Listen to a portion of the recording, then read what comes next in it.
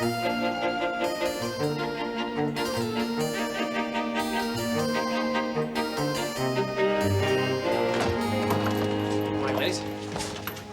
along, please. Morning, guys. Moving along, please. Oh, that's so cool. Oh, my God. Girls, there is no loitering on the stairway. Okay. Arvid, we're not loitering. From the Middle English loit, to stand about idly, to linger aimlessly.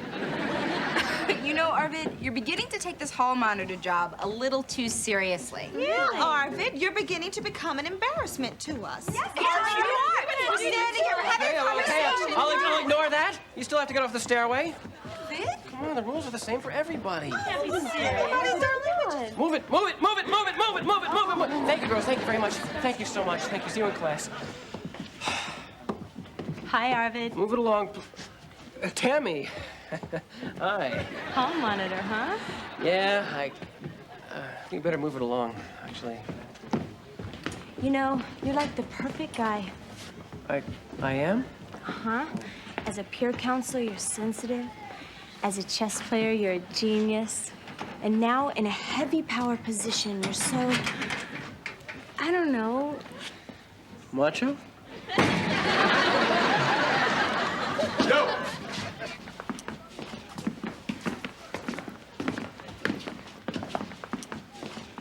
Remember me? The Stamp Club bake sale. You had the cinnamon swirls. Go on, kill him now. Wait. Maybe you'll remember. Oh, yes, for loitering. See, you realize that anyone can fake my signature. Spent 2 days in detention, you little worm. See, now, this is a classic case of overreaction. You'll be here at the lunch hour, 12 o'clock.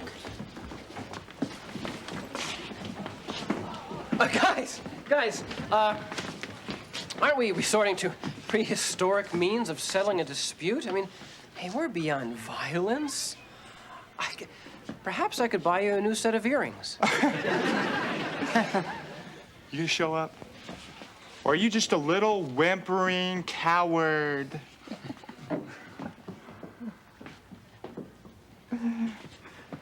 I'll be here. Good. Exactly 12 o'clock.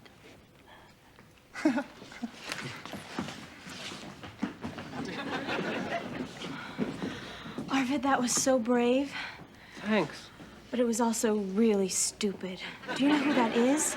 Buzz Sapien, the toughest kid in the senior class. For the last 3 years. Ooh.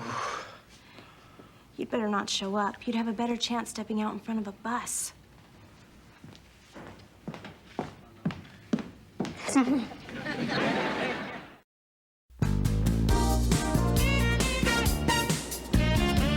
Today, we're going to talk about the power of the myth of the American West and how that myth has seeped into our consciousness to the point where it actually affects the way our nation is governed. Okay? Here, we have a frontier marshal who refuses to back down. This is fiction. Here, we have 185 Americans who refuse to surrender to 3,000 Mexican soldiers. Fact.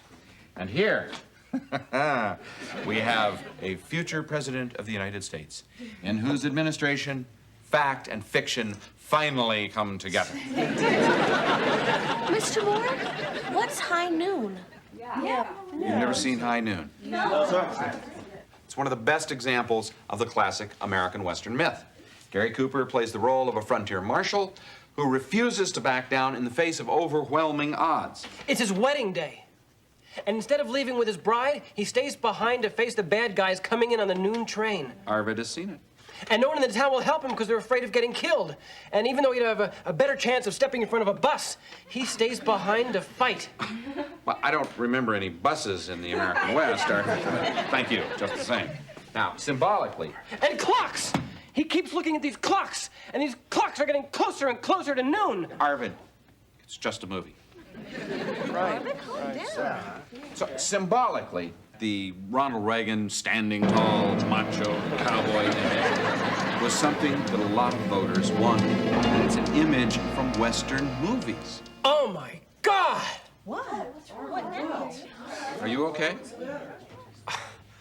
So I guess I'm just feeling a little lightheaded. Whoa. Do you want to go see the nurse? Good idea. Maybe I should reserve a chin splint. You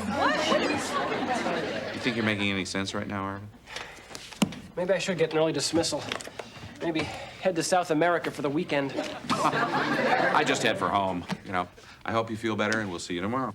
Bye, Arvin. Yeah, tomorrow. At least you'll have it tomorrow.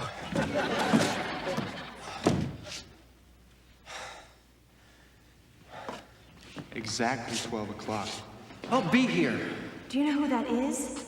You show up, or are you just a little whimpering coward?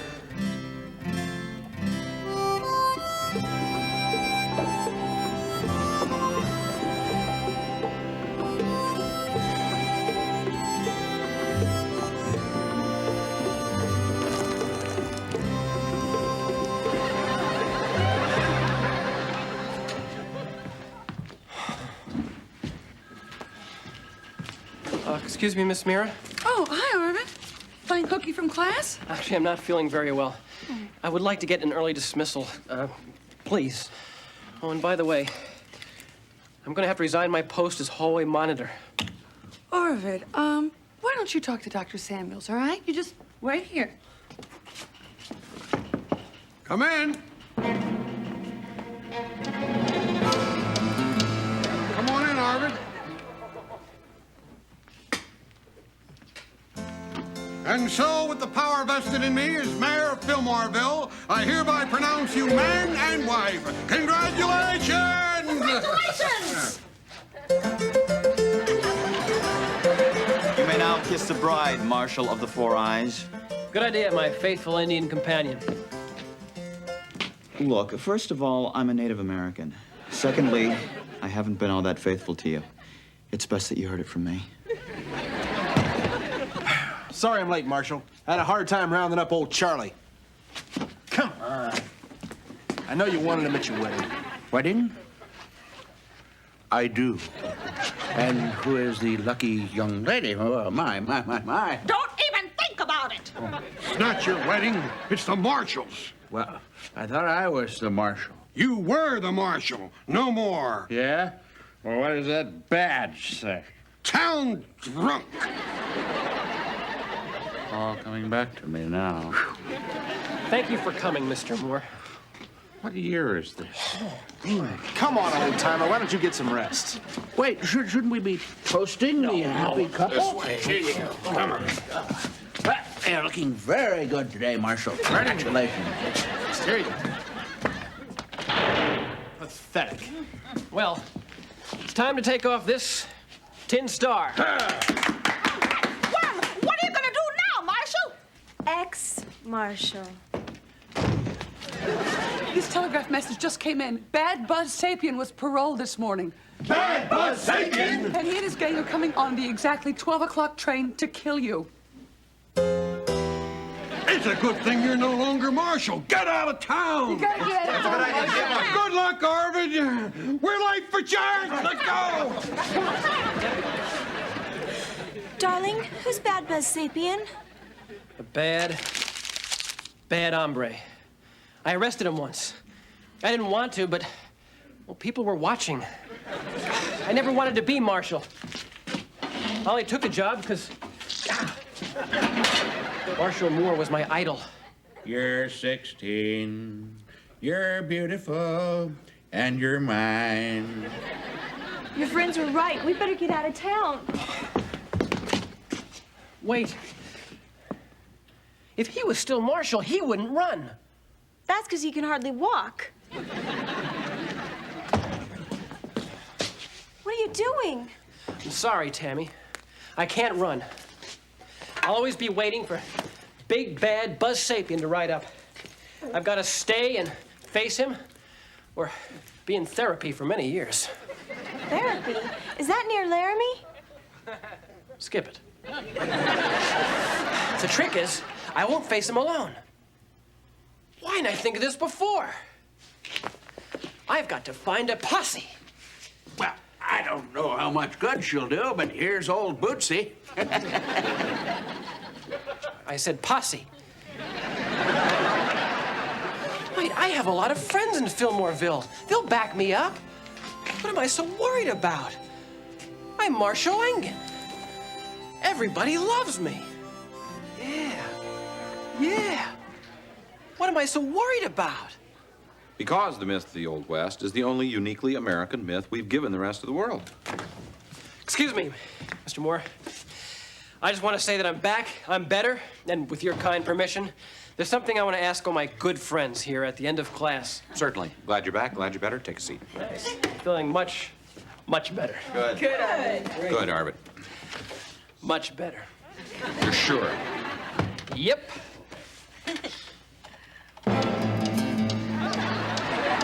Nope. Mr. Moore, even if your point is halfway valid, I feel you are still demeaning Mr. Reagan's acting abilities. In Cattle Queen of Montana, he gave one of his most gripping performances. That's true. It ranks right up there with the Oliver North is a national hero speech. As a matter of fact, I'd like to talk about Oliver North. Oh, here we go. Oliver North, the patriot, the family man, the misunderstood Marine, a man who did nothing wrong.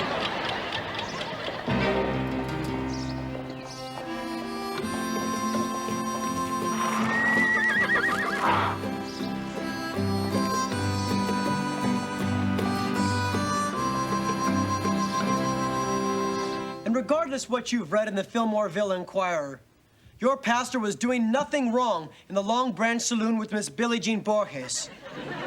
We were merely comparing birthmarks while discussing her joining the church choir. We don't have a church choir, and you don't have a birthmark. My wife has such a wonderful sense of humor. Miss Borges, will you please lead us in hymn 329? There she was, just a walking down the street. Everybody! Do-a-diddy-diddy-dum, diddy-do, snapping her fingers and shuffling her feet, singing do-a-diddy-diddy-dum, diddy-do. She looked good. She looked Marshall Engen! Marshal of the Four Eyes, you've come back. Why? I couldn't run, unfaithful Native American companion. Excuse me for interrupting your sermon, Pastor Pincard. You couldn't have come at a better time. What can we do for you? I've come to round up all the special deputies I can get. Are you with me? Yeah! Good. Because Bad Buzz Sapien is coming in on the exactly 12 o'clock train to kill me. Thanks. I'm glad I can count on all of you. Whoa! Now hang on there a second, loco weed breath.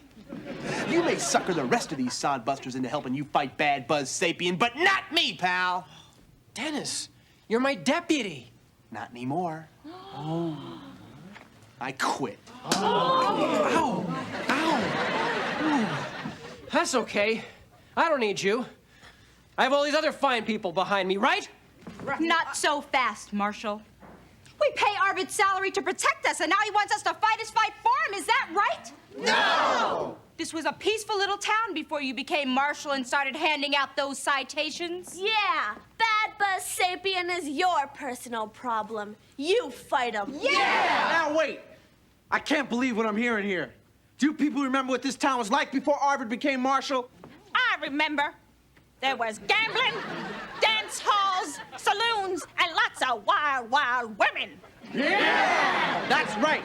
So what am I complaining about? I thought you people were my friends. Marshall, don't you think you're being a teensy-weensy bit selfish? If my husband's killed, all our babies will starve. If you're killed, really, who's gonna notice? So no one will help me? Is that what you're saying? Wait a minute! This town owes this man a debt of gratitude. Now what do you say? Thank you! That's better. Adios, amigo.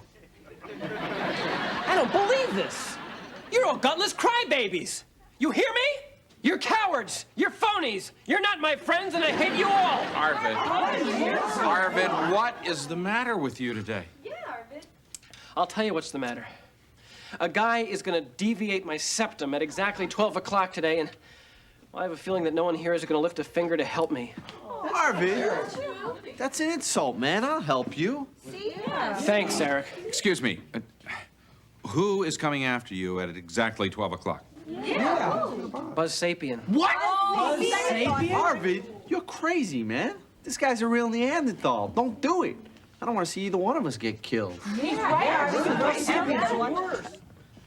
Oh my God! Look at the time. What time? Arvid, it's hallway time. I knew that.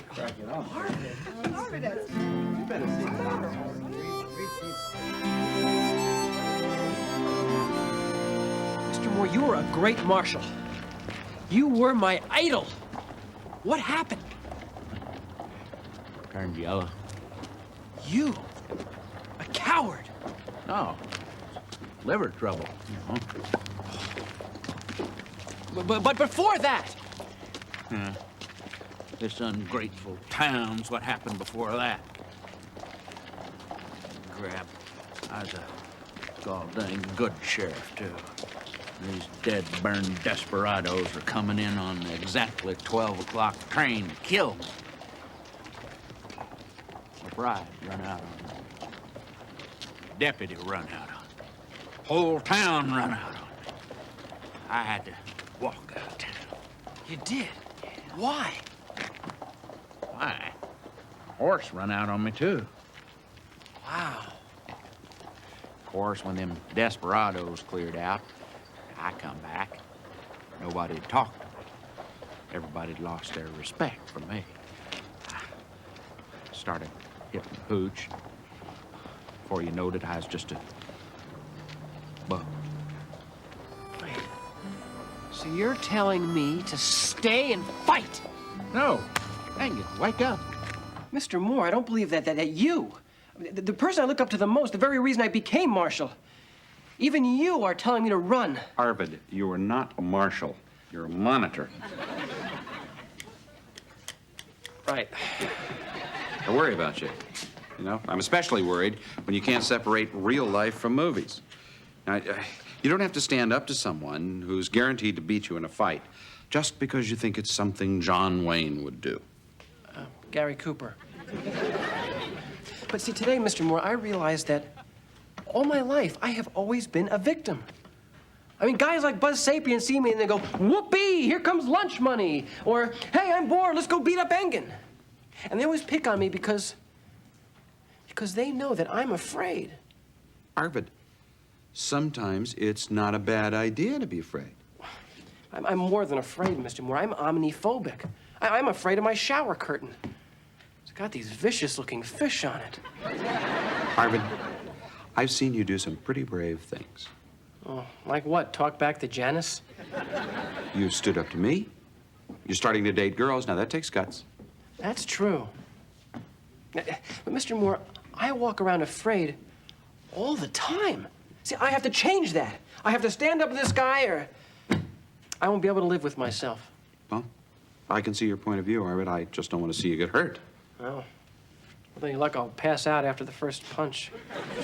I'll know I did the right thing, though, as long as when I wake up, I'm not sitting next to Elvis.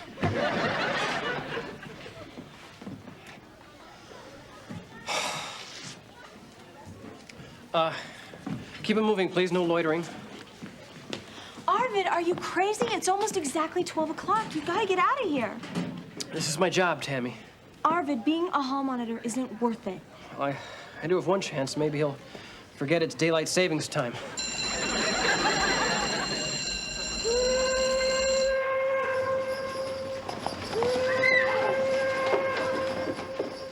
The exactly 12 o'clock train whistle. Okay, Arvid. Go ahead and face him, but I won't stay here to watch you be shot through and through with... Let's see. 4 guns, 6 bullets each. 4 times 6 is 22. 24! If you have to go, go. I have to concentrate. This is my first showdown. And probably your last. Probably your last.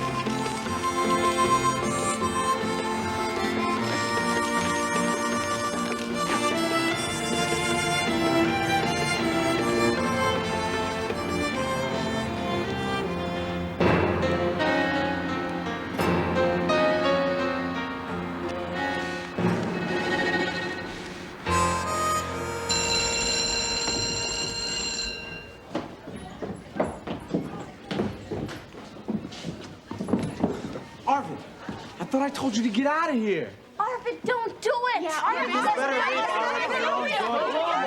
Megan!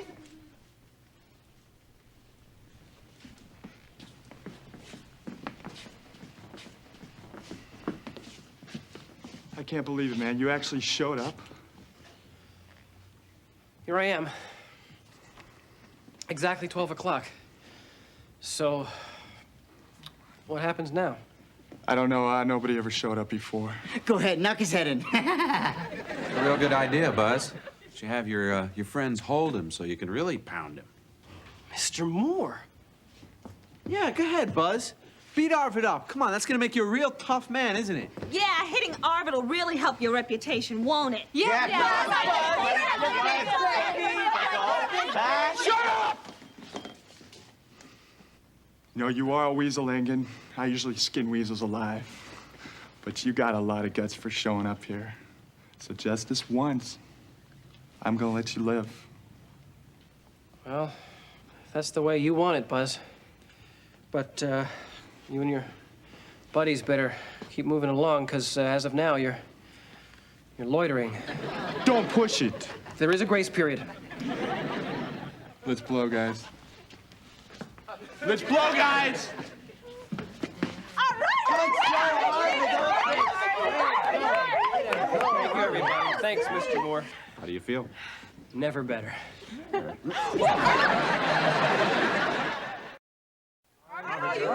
he's coming around. He's coming around. Here he is.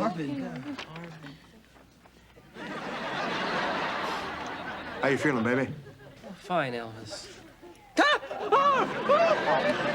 not Elvis, it's just Dennis. He's in costume, okay? Remember, there's an Elvis lookalike contest at Izzy's tonight? Right. I guess I just need a little rest. Yeah. Hang on, son.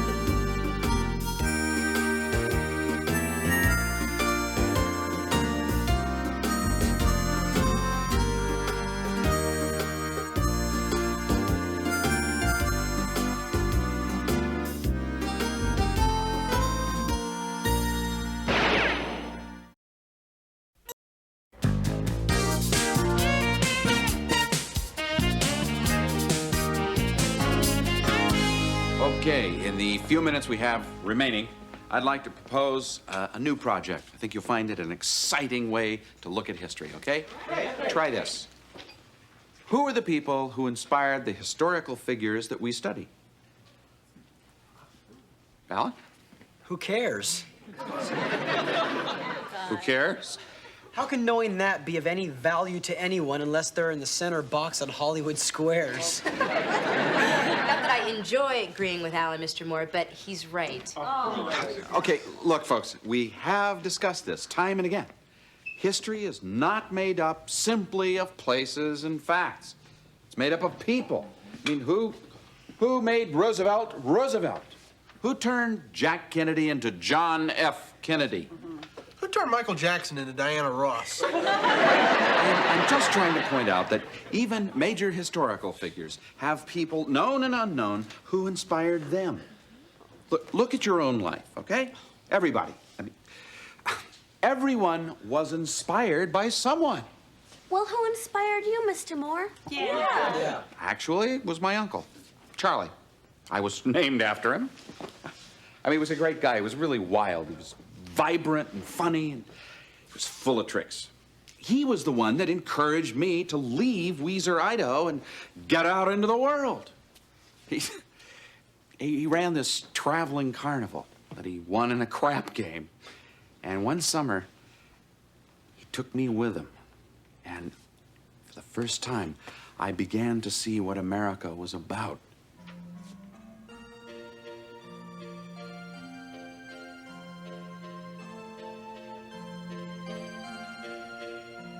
He's been dead about 20 years. But I still picture him.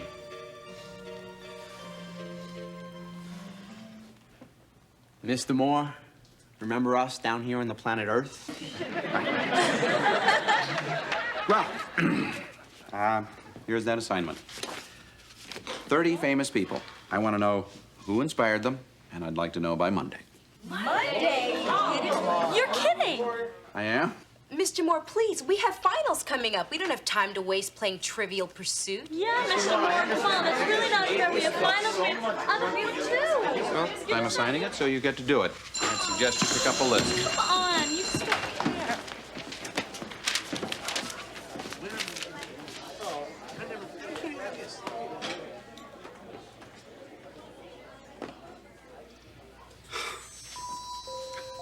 Tell you, Uncle Charlie, it is like this so often lately. I keep trying to open them up, you know, but I'm just not getting through to them like I used to.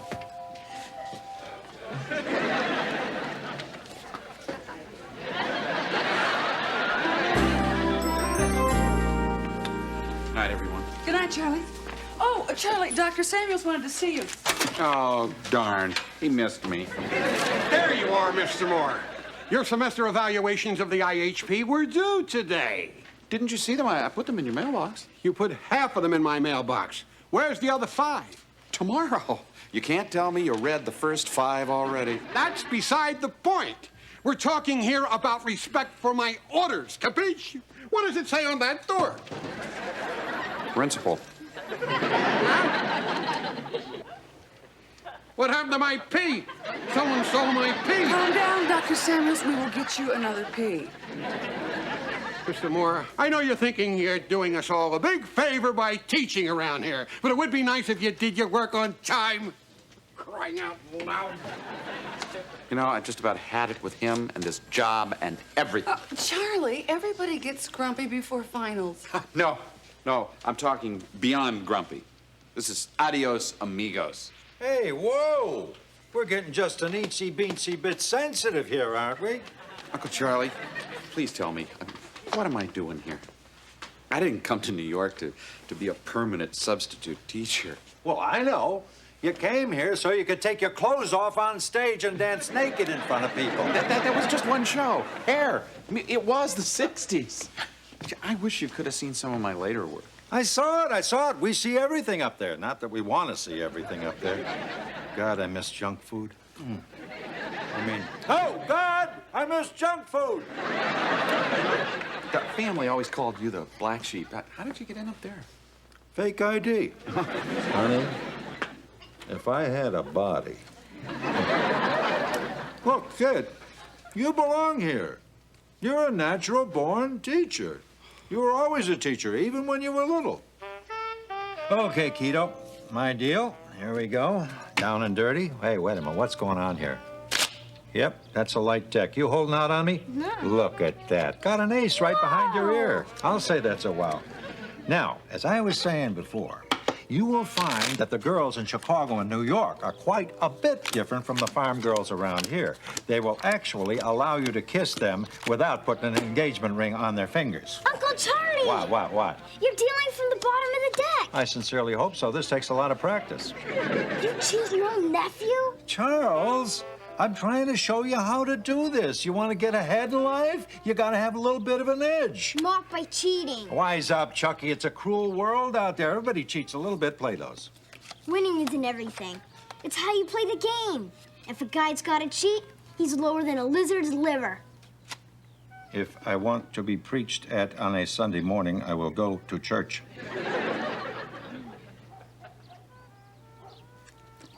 All right, off the top, here we go.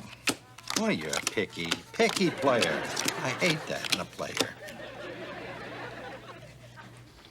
I wasn't that preachy, was I?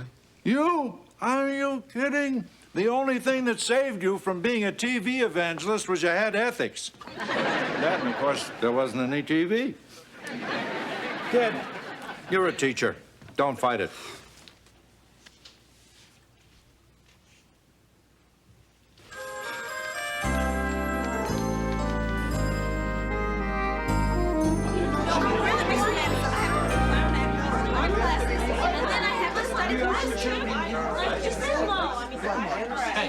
Hey.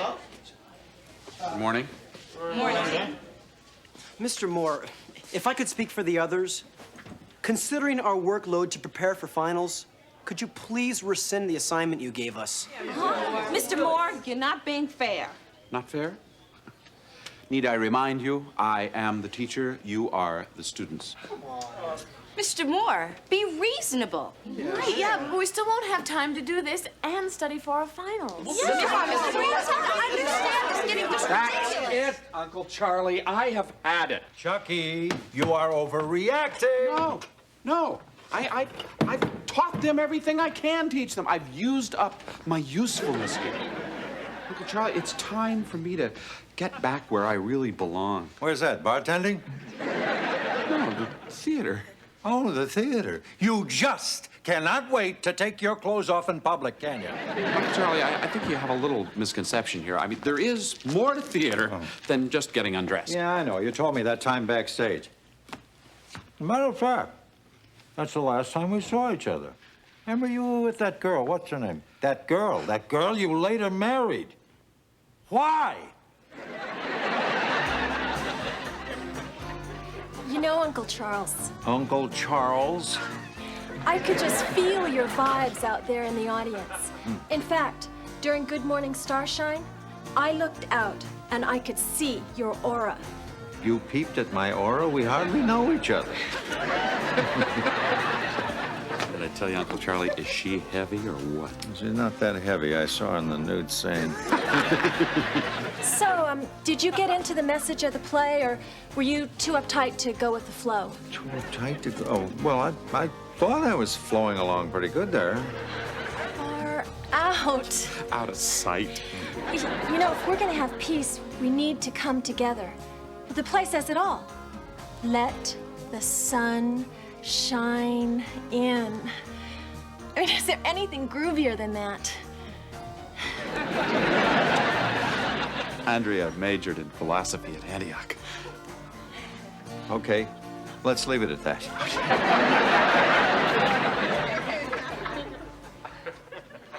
Okay, I was young. And that's the life you want to get back to? But the life of the theater, yes. Right now, it is. So An assignment is an assignment. If you don't want to do it, as I've always told you, the choice is yours. I can hand out Fs with the best of them. Oh, come on. All right, let's begin. I believe the next president, in order of succession, is William Howard Taft. Yeah, just like that, Jack. Yeah, you got it. Right. Well, congratulations, Dr. Samuels. Finally doing some work on principle. My P is my problem, okay? Now, here's your problem. These evaluations are unacceptable. You found something critical to say about every kid in the IHP. Yeah. Well, they're brilliant, but they're not perfect. We could all use a little improvement. Uh-huh. Well, this is not the sort of thing that you write down for the school board to see. Change these. Dr. Samuels, I'm not going to change my evaluations. Okay. If you don't change them, I will. Dr. Samuels? You know what? I don't care. You do whatever you want. Change them, don't change them. Fine. I can't go on fighting. Next week is the end of the semester. After that, I promise you, we'll never argue again. Finally changing your ways. No, I'm changing my occupation. Starting next semester, you need a new history teacher.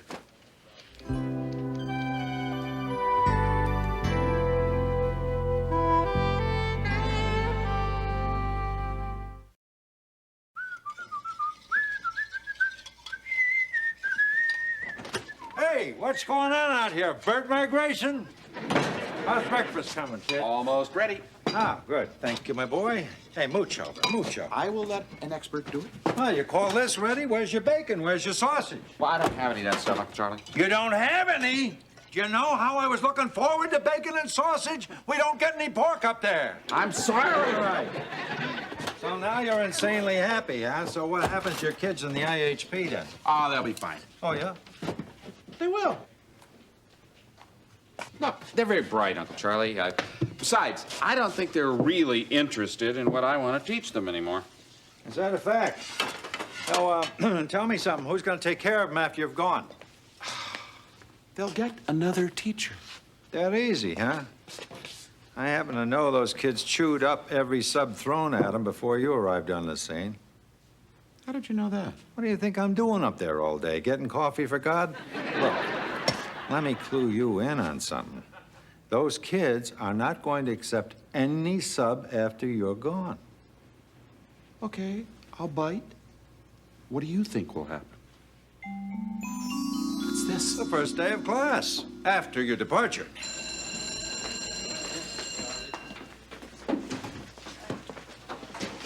Okay, so who's gonna teach?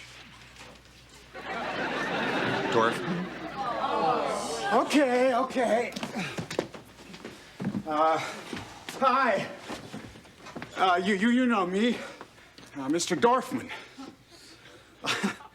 You'll have to forgive me. This history thing's kind of new to me.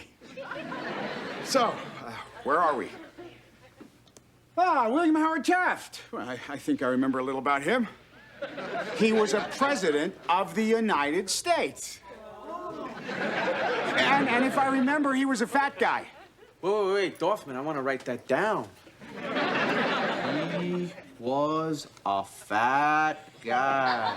I don't want any lip out of you, Mardian. And take off those sunglasses. What's wrong with sunglasses? What's going on here? Read a comic book, Bubba. We've got finals to study for. Look, I'm the teacher here. I say what goes.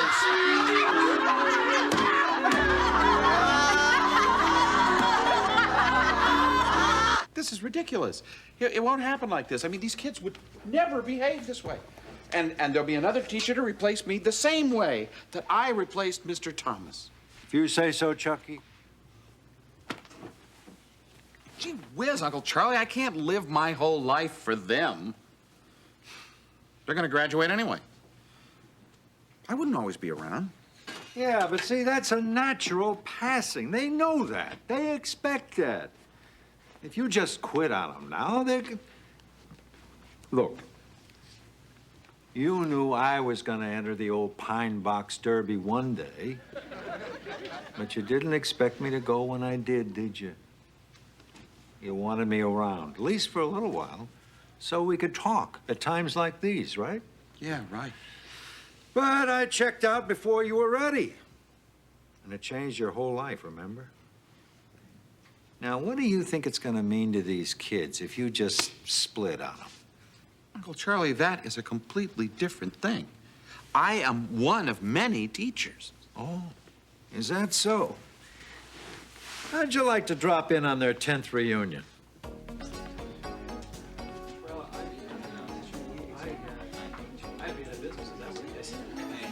Hail, hail, the gang's all here.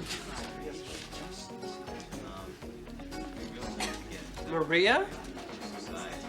Maria! Arvid? Hi, baby!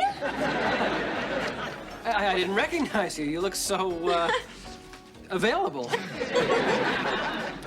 What have you been doing? Oh, getting divorced, shopping, channeling, aerobics. What happened to your career? Oh, I just kind of forgot about it. I mean, nothing else seemed important anymore after Mr. Moore left. I know what you mean. It didn't hit me till 3 years out of college. Then life just seemed to lose its zing. That's why I left the space program for my butcher shop. You own a butcher shop, huh? So I was just bumming around looking for the meaning of life. That's when I ran into Jawaharlal. I was telling fortunes on the beach in the Caribbean. He's good. Told me I had no future. So now I shill for him. I guess we all changed. I should have never married her. It's a disaster. You're the disaster. He just mopes around the house all day. He won't write. We're practically starving now that I had to give up mud wrestling.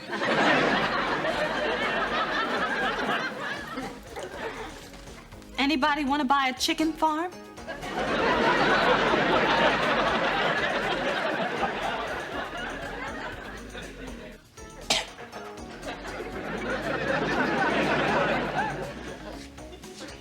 somehow this makes sense to me. Such a brilliant mind. How could you be happy replacing Vanna White on Wheel of Fortune? Janice? Everybody, look who's here. Kids, what happened? Look at you. You're all bums. Uncle Charlie, it would never turn out like this. Believe me, they are so ambitious. They'll do just fine. You don't have to worry about that. Come on, kid. I'm just a figment of your imagination. You're the one's worried. Okay, so I'm a little worried. I think that's natural. But I can't go around trying to solve everybody else's problems. You know, I've got a life of my own to live. I got a little theater company in Newark to run, and, well, I told Samuels on Friday, and I'm gonna tell the kids on Monday.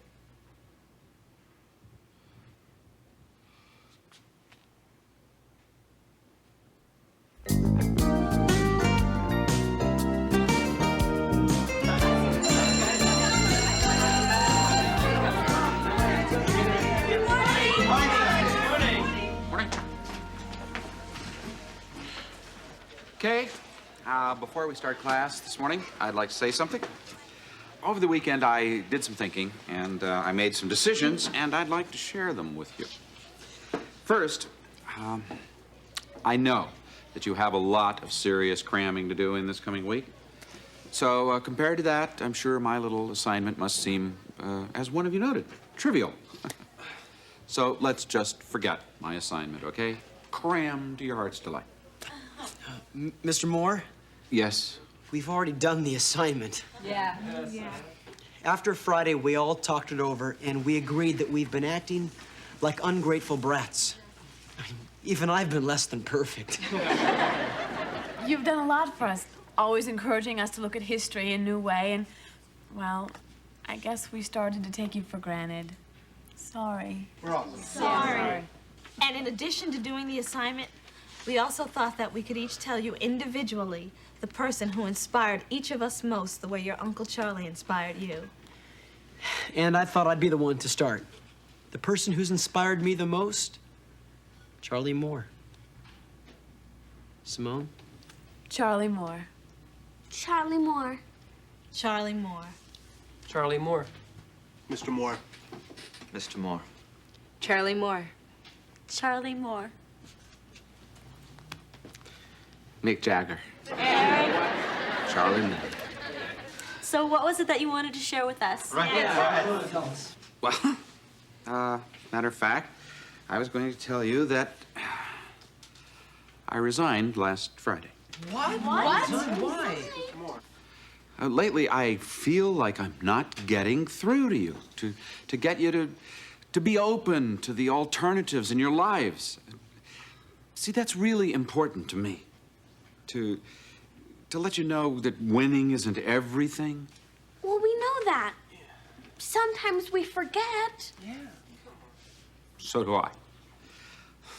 Well, I spent most of the weekend chatting with a distant relative, and I realized how much I miss theater. I also realized that I derive a similar pleasure and real satisfaction from doing this. And I would miss all of you. So I decided to withdraw my resignation. Let's get back to the reason we're all here, okay? Last Friday, I think we left off, we were about to grapple with William Howard Taft.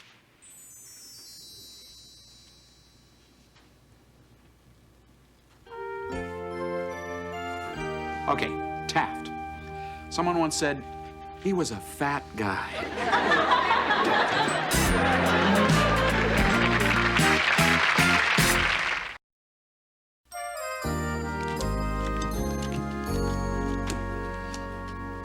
Solitaire? Hey, let's play a man's game. As I recall, you liked poker. Right. Bogey in Houston got a hot game going on upstairs later, but I can play you a few hands. Deal. You remember how to deal, don't you? 5 cards off the top. Yeah, I remember. 5 cards. Okay, deal. Deck sounds a little light. Huh? Excuse me. Kid, you're learning.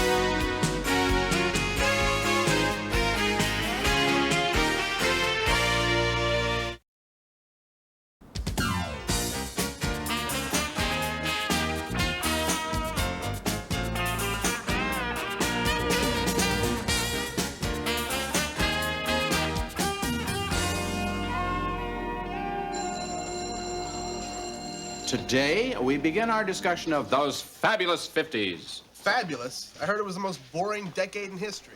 Well, that's why we're going to talk about it, Dennis. Was it boring if you were involved in the beginning of the struggle for civil rights? If you were part of the Korean peace talks? Was it boring if you lost your job because of Senator McCarthy's witch hunt? Was it boring when Pat Boone sang Tutti Frutti? Yes. I'll give you that. Excuse me, Mr. Moore. Yes, do come in. Thank you. I just want to take a moment to congratulate you on completing your training program and to give you your certificates. You are now officially peer counselors. Now remember, a peer counselor is not a psychologist. You talk with the other kids about the things that are bothering them, and either you try to help them work things out, or you refer them to someone who can. Now, of course, if somebody is in physical jeopardy or could cause harm to another or really has a serious problem, I want you please to come to either Mr. Moore or to me. Otherwise, anything that you hear is strictly confidential. May I add a small note? Oh, please. I think it's a great idea. But I just want to say I don't think you should go out there expecting to save everyone. I mean, it's not that easy. There are serious problems, and simply because you've had a couple of weekends of training doesn't mean you're equipped to handle those kinds of problems. Oh, you're right. I'm sorry. I'm not ready for this.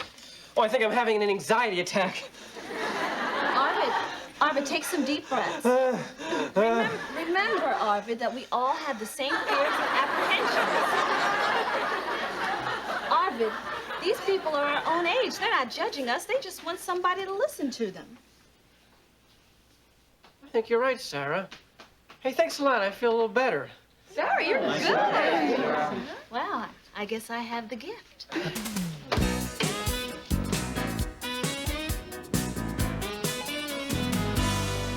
Okay, I've got looks, I've got a body, but there's got to be more, you know? Really?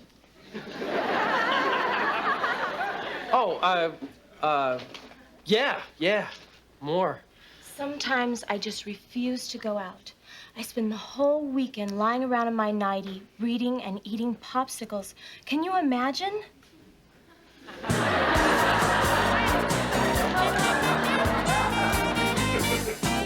I feel so inadequate. I know. I think it's because of my parents. I know. They're so critical. Yeah, I know. What's wrong with me? Nothing. It's their parents.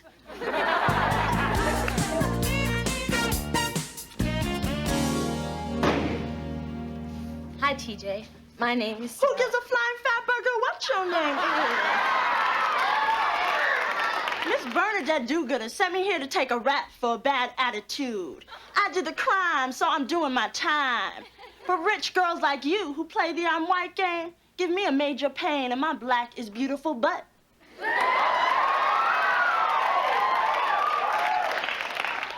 Hey, lighten up. I don't play that game. Oh, yeah, Miss Wannabe? That's why you're sitting here trying to get an A on your assignment to out Mother Teresa. Look, TJ, I think we got off on the wrong foot here. You did. I didn't. I know what we're here for. I'm what is called extra credit. I'm a rung on your ladder to graduation, college, and house in the burbs. So get real, Camille.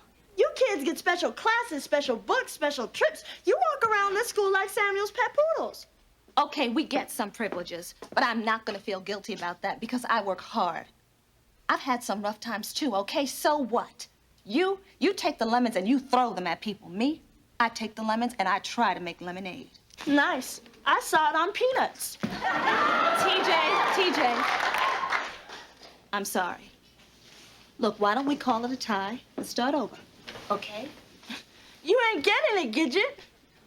I ain't no one's special project, free ride, or lost dog. I'm me, see?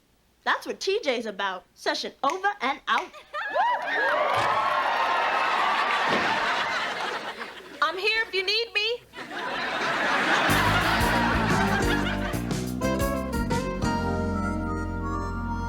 I know you'll like this collection. It's new literature, the 50s. Excuse me. It's See you at 4, Eric. Yeah, see you. all the poets, you know, Ginsberg, Ferlinghetti, Corso.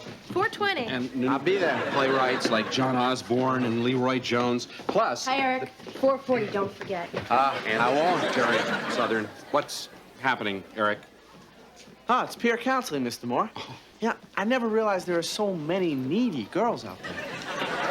Eric, are you sure you still want to go out with me Saturday night? Maybe you'll be too busy helping the needy. Simone, I'm like a doctor. I'm doing very important work here. Someone should phone the Nobel Prize Committee. I feel foolish taking up your time with my complaining. Oh, complain. Complain. It's just that I'm so lonely, you know? Yeah. No. You? I go out with football players, basketball players, guys of every athletic inclination, but I still feel so alone. No one understands me. But you, Arvid. Funny, isn't it? Hilarious.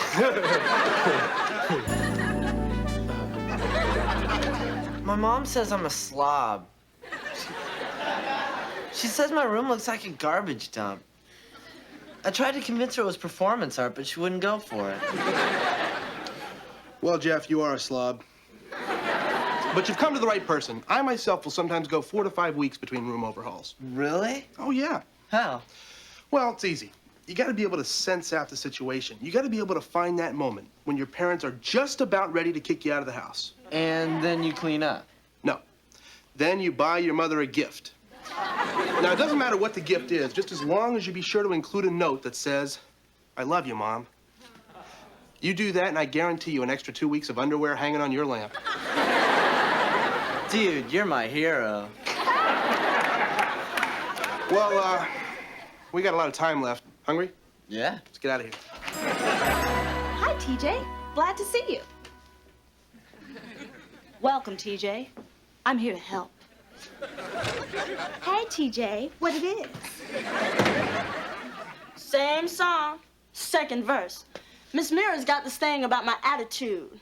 Wants me to turn into Miss Peppy Pants like you. You know, TJ, I bet we got a lot more in common than you think. Like what? Besides, we're both breathing. Well, I like movies. Too long. I watch TV. I love a nice, juicy hamburger. Hot dog's better. A summer day. Too hot. Spring. Magic Johnson. Michael Jordan. Alice Walker. Langston Hughes. Janet Jackson. LaToya. Wait a minute, I heard something. Huh?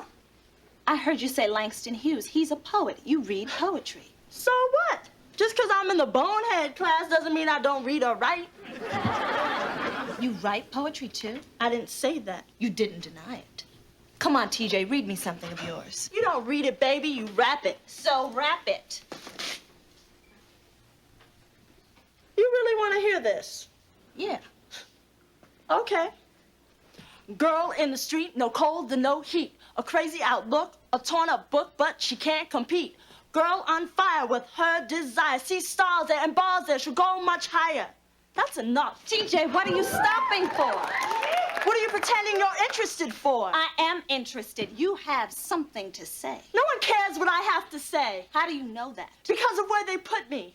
in the sit down and shut up class. Remedial? It's cool. They don't bother me, and I don't bother them. Are you sure you like it that way? Well, do you?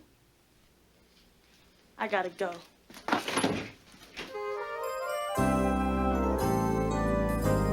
Sarah, I can't show you TJ's file. That would be a definite invasion of privacy, which would be a violation of District Code number 427. I just have a feeling that there's more to TJ than an encyclopedia of insults. Well, of course there is. I mean, she was an honor student all the way through the 6th grade. She made straight A's, and then all of a sudden, her grades just started dropping. And now it looks like all she's passing is homeroom and phys ed. What happened? Sarah, that's confidential. I cannot tell you. Wait a minute. That's it? A former honor student has practically dropped out of school and nobody cares? We care, Sarah. But sometimes a student gets lost in the system because not enough time or teachers or resources. That's why what your class is doing is so important. I mean, maybe, just maybe, you can really help this girl. Yes. Mr. Moore, I need your help. Or TJ does. You see, she's stuck in a class where she doesn't belong. In a life where she doesn't belong. I found out that she used to get straight A's. Then, suddenly she's in remedial. I want her to know that there's a way to get back. You know, I think that she should be around people who like to read and learn and discuss things. You know, people who have ideals, people who have dreams. Mm-hmm. Like the IHP. That's it. She needs to sit in on our class. That'll help her. That'll really inspire her. That'll turn her whole life around. Mr. Moore, if anybody can do it, you can. What a great idea.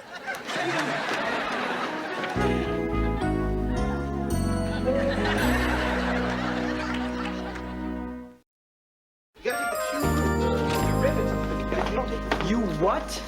I invited TJ to sit in on our class. Well, I think she's a really smart and sensitive girl who's just gotten some bad breaks. And I think she could get a lot out of seeing what a really good class is like. Wait a minute, Mr. Moore, do you condone this?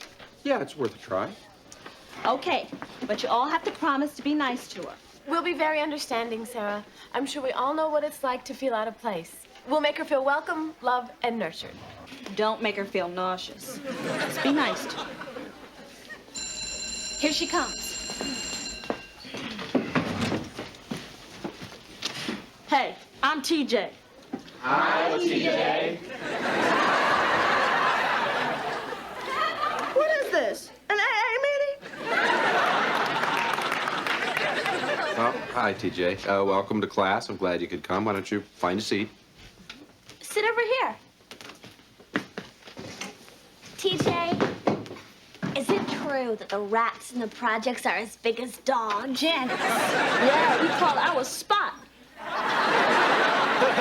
Spot. Well, it's very nice you can visit, TJ. Sarah has said so many nice things about you. That's a nice coat you're wearing, TJ. Stop it with the nice crap. I must be the first nasty person who's ever sat in here. Hey, what am I, John Denver? You ain't that hip. TJ, you've got a wonderful mean streak that I find awfully attractive. Like I care what a boob with bangs thinks. Should take a seat, Dennis. No, I wouldn't push it. Now it's probably time for me to start teaching. Eisenhower. You know, many people said that he was slightly more somnolent than Calvin Coolidge. You know, Mr. Moore, there's this really delightful anecdote I heard somewhere when Dorothy Parker heard she was a famous writer. When Dorothy Parker heard that Coolidge had died, she said, "Oh, really? How can they tell?" What's so funny? Well, Coolidge was so quiet, so boring. I get the joke, but I don't think it's funny. It's stupid. Where do you get the right to call Dorothy Parker stupid? I ain't calling Dorothy Parker stupid. I'm calling you stupid. Mr. Moore, could we please get through 2 minutes of this class without her butting in? Yeah. Excuse me, when did butting in become this radical concept for this class? I mean, as long as we are slowed down for a moment, perhaps we could reflect on the words patronizing and rude. So you want me to shut up, right? No, I'm talking about them, too. Yeah? Yeah, they're real smart here in the smart class. But let me tell you something. When somebody comes into the dummy class, we don't put them down for not being dumb enough. I gotta go.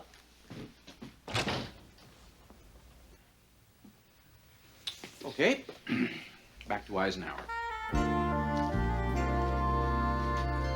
And tomorrow, we'll take a whimsical look at Lyndon Johnson, the playful and very public president who preferred to hold his press conferences in the bathroom. Okay? Don't forget those essays. We'll see you tomorrow.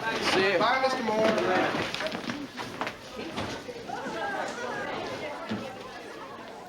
Mr. Moore, I'm sorry. I mean about TJ. I'm sorry I pushed her off on you.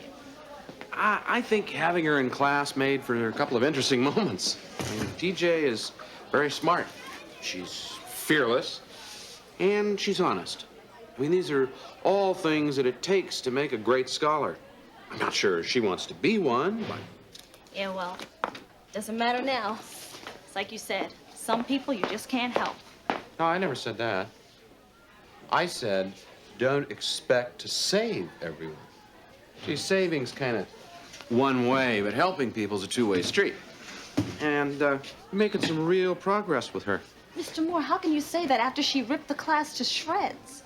She came to class, didn't she? Well, yeah. Well, I think it'd be a shame to turn around and walk away now. Mr. Moore, the way she acts, it just makes me furious. Well, I'm sure some of the things you and the others do make her pretty angry, too. Well, like what? Oh, I don't know. I'm sure she'd be glad to tell you.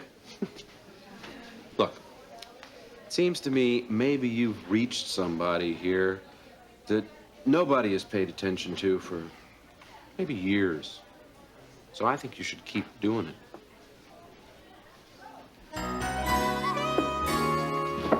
Oh, TJ, I've been looking for you. Yeah? Well, thanks for nothing, man. That action in your class today was a total disaster. You really know how to make a person feel like sludge. Wait a minute. TJ, I thought it would be nice for you. You know, you were welcome to stay for the whole class. Well, isn't that a dream come true? Sit in a nice clean desk with no dirty words carved in it. Everyone dressed like it was Easter Sunday. And a teacher who treats you better than your own mama. And an hour later, I get sent back to the real world. And that's the last I see at Disneyland. But that's not the way I meant it to be. You know, you could be in a better class. You could be in IHP. Yeah, and Dr. Samuels could be Mr. Universe. Now, you may have the personality of a pit bull, but one thing you are is intelligent. And I thought I could help you do something with that. Well, I'm sorry if I went about it all wrong. Okay. Well, I'm sorry if I made you feel like a mush-brained dweeb in front of your whole class. Wait a minute. All right. Apology accepted. Friends? I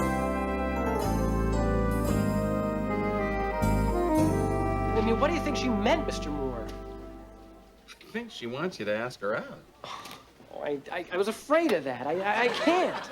I mean, we have a client-therapist relationship here that can't be violated by the intrusion of my obvious animal magnetism. And then, of course, there's the moral issue, the psychological implications, and furthermore, oh, God, Mr. Moore, I have to have that girl. Please tell me it's okay. Don't ask me to do that. Now, you yourself just said it would be unfair to ask her out based on information you got in a session. She started it. All right, Miss. Morning. Hi. Okay, as soon as you're ready, we're going to dive headlong into 1963 when Lyndon Johnson... Excuse me. Hello? Hello? Hello? I have a history class over here. Oh, sorry, Mr. Moore. Peer counseling. Uh-oh. Call security. I thought I'd give you a second chance. So what you doing? Copying garbage off the board or garbage out of a book? Actually, we're discussing the Johnson administration. Oh, garbage out of Washington.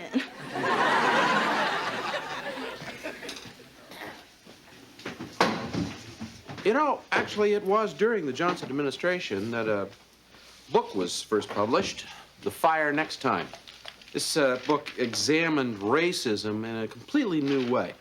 And the author of the book, who had a great deal in common with another social commentator at the time, Tom Wolfe. Bull. I'm sorry? I said bull. You want me to go to Dr. Samuel's office or straight home? No, I want you to tell me why you think it's bull. I just got kicked out of a class for saying bull.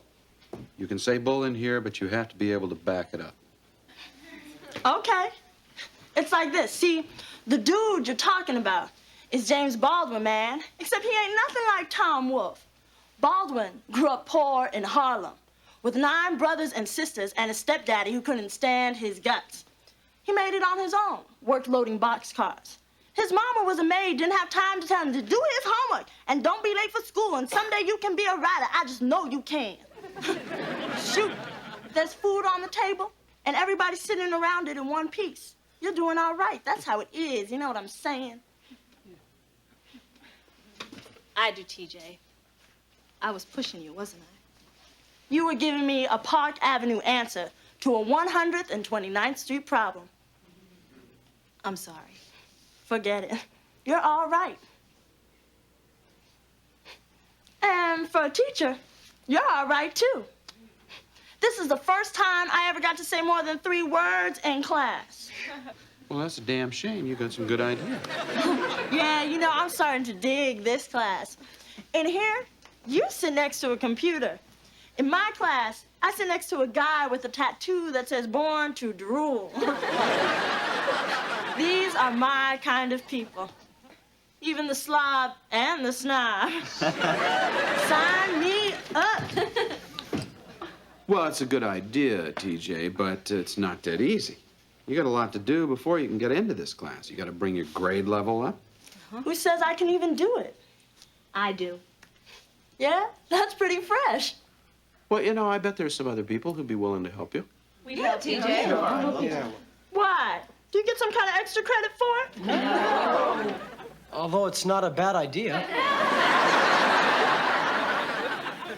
Look, you do your part. They'll do theirs. I'll talk to Miss Mira and Dr. Samuels about your situation, okay? You got a deal. Well, better get going. What's your hurry? You can stick around till class is over, if it's okay with everybody else. Yeah, Sure. Yeah, sure. And, TJ, I just gotta ask you this. Who does your hair? Okay, back to Linda Nelson.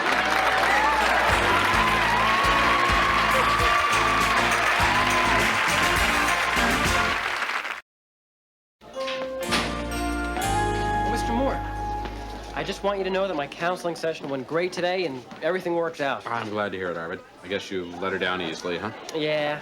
You know, but I do think I had some influence on her.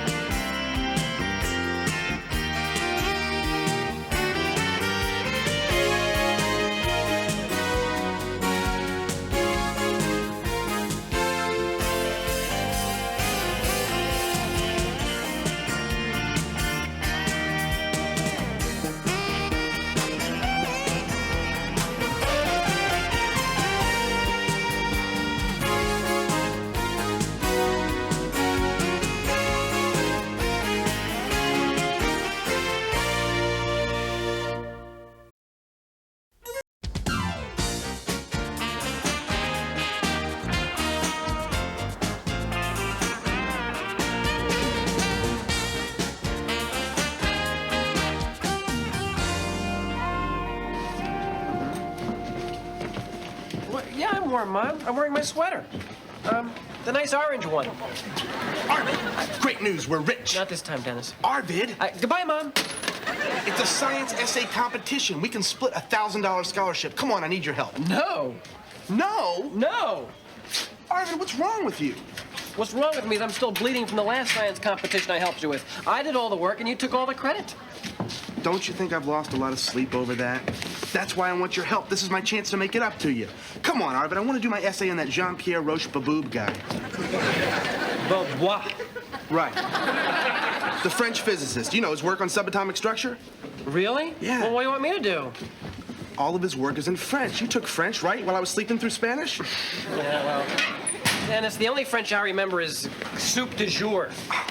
If you want a French expert, you want Maria. Maria. Yeah, well, you probably won't be able to tear her away from Chuck. Chuck? Later, baby. Later, stud muffin. I'm talking about you. You. New boyfriend? Shut up. Shut up. What did I say? It's what you're about to say, Dennis. And I'm not interested in your opinion about Chuck. Maria, I'm really hurt.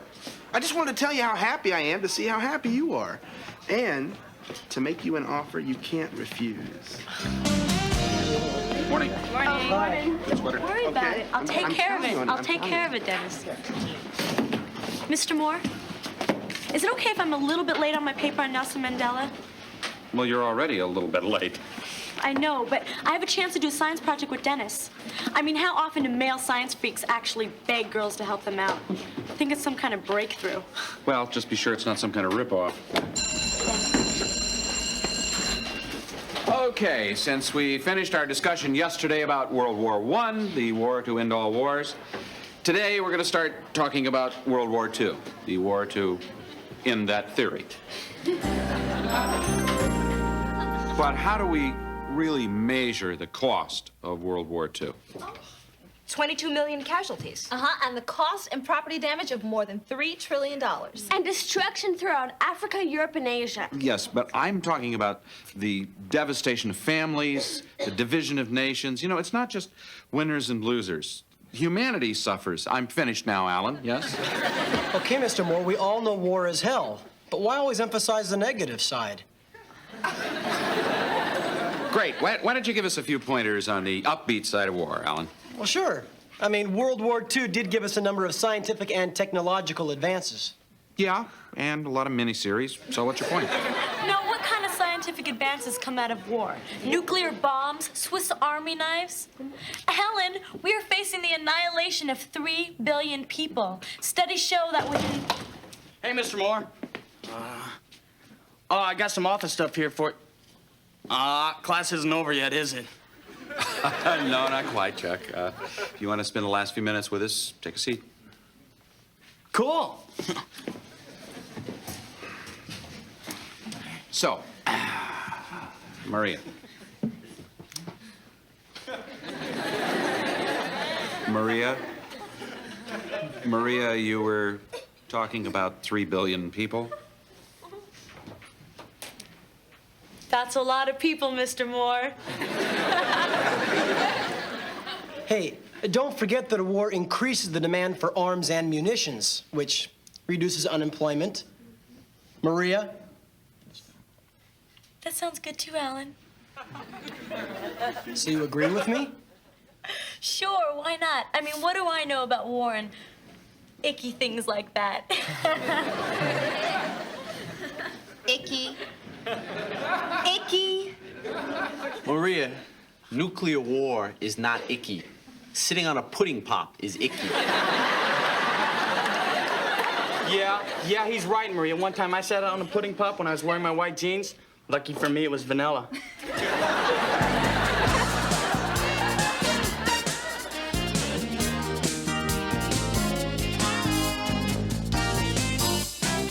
Nous pas Dirac, comme un trou dans une mer d'état d'énergie négative. You know, in French, even physics is beautiful. So are snails. Just give me the English. He's saying that the positron was the first antiparticle to be discovered. Dennis, do you realize what we can do with this? Yeah, make a note of it. Keep going. Its existence was foreseen by Dirac as a whole in a sea of states of negative energy. And what? you know, when Larry hit Curly in the face with another salami, I almost died laughing.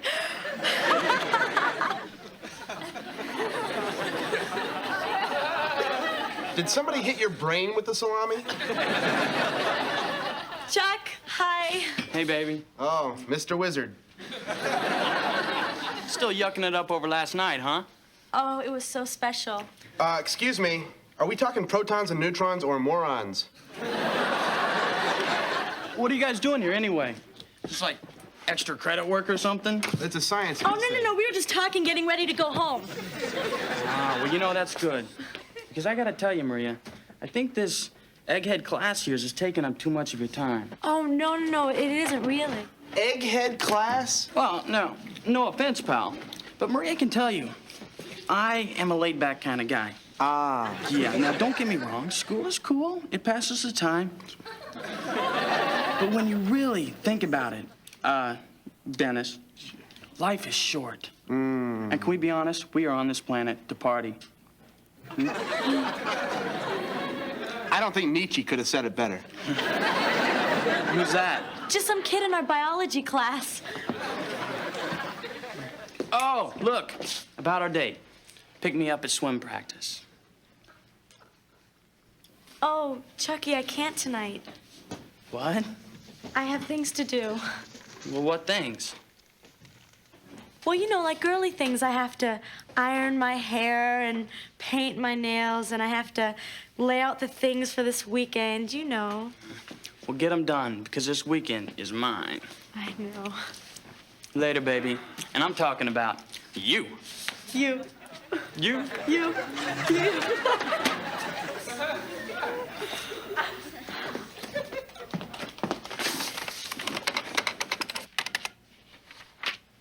Why are you acting dumb for that airhead? He's a lot smarter than you think he is. He's not smarter than egg salad. The only reason you're going out with that guy is because he's good looking. Oh, come on, Dennis. Like you never went out with a girl because she was cute? No. I've asked, but no, I've never actually.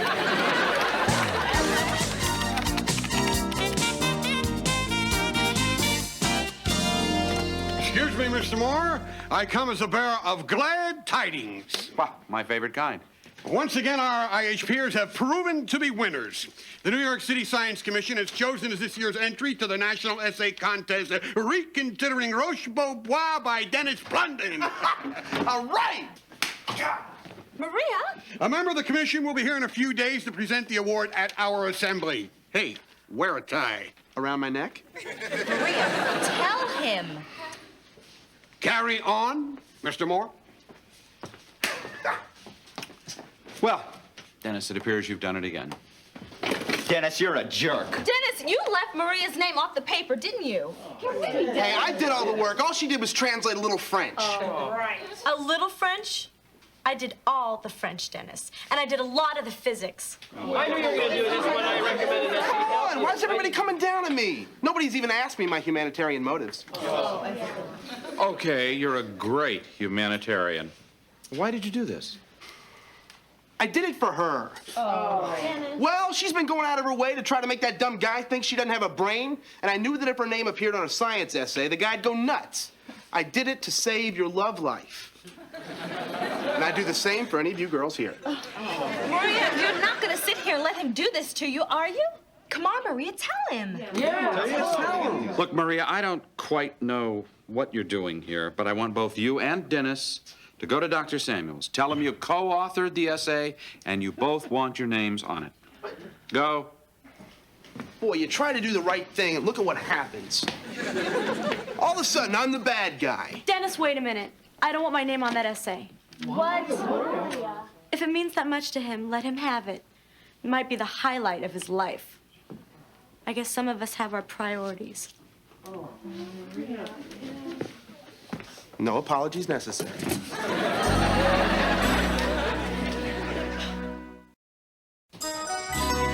So let me ask you another question.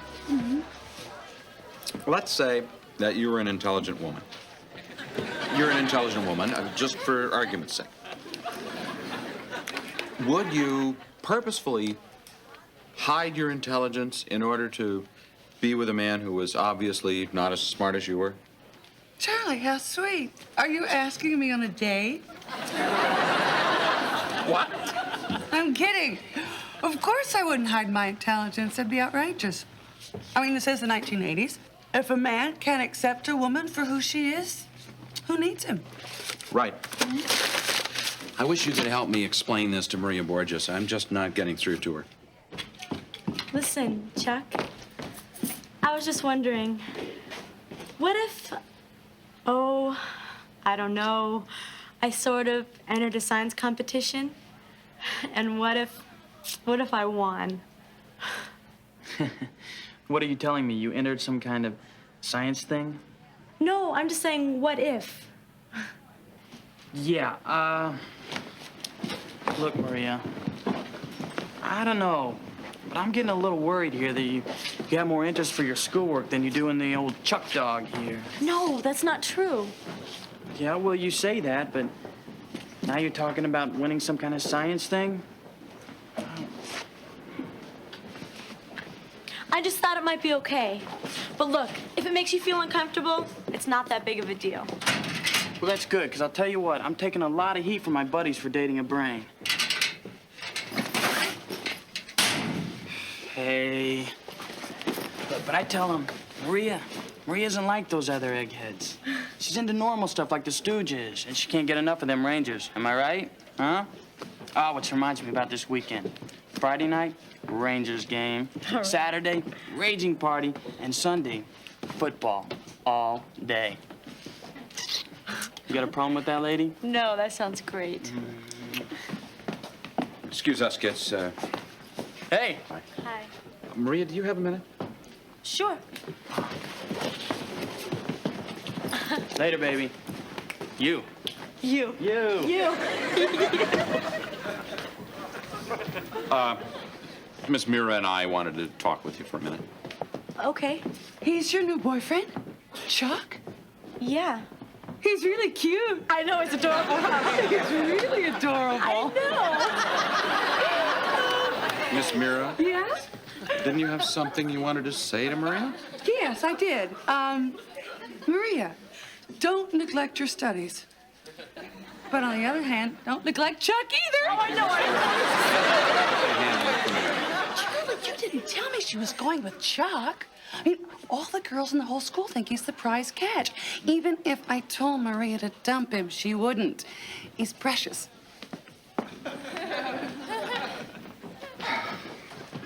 Well, Mr. Moore, I know what you're gonna say. good, because I don't. You have to understand, this is more important to me. Chuck is the only real boyfriend I've ever had. With all the cheerleaders running around school, he picks me. Well, I can understand that. I know but- what you're gonna say, he's not a rocket scientist. You probably can't even spell scientist. But who cares? He cares about me. He likes me. He makes me feel good, and I don't want to do anything to change that.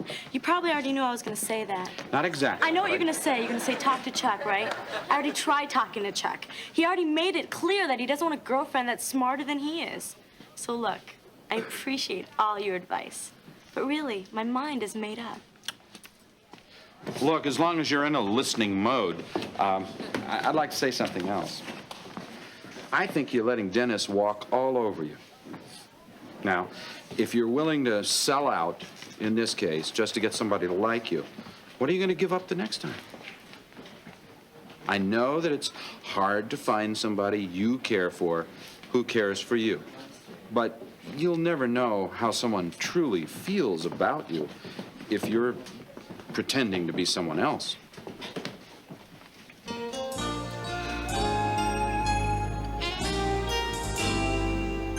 And for those students who saw that graffiti on the third-floor bathroom wall, if you call me, you will definitely not have a good time. And speaking of writing, I now wish to introduce one of the judges from this year's Intercity Science Essay Competition, Dr. Jacob Bartholomew. Thank you, Dr. Samuel.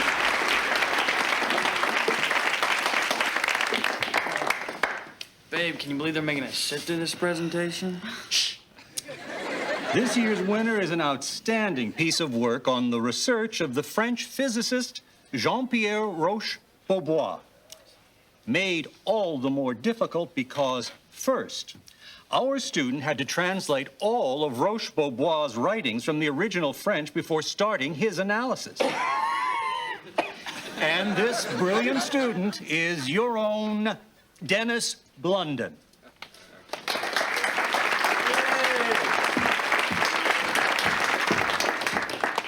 Mes félicitations, mon jeune ami.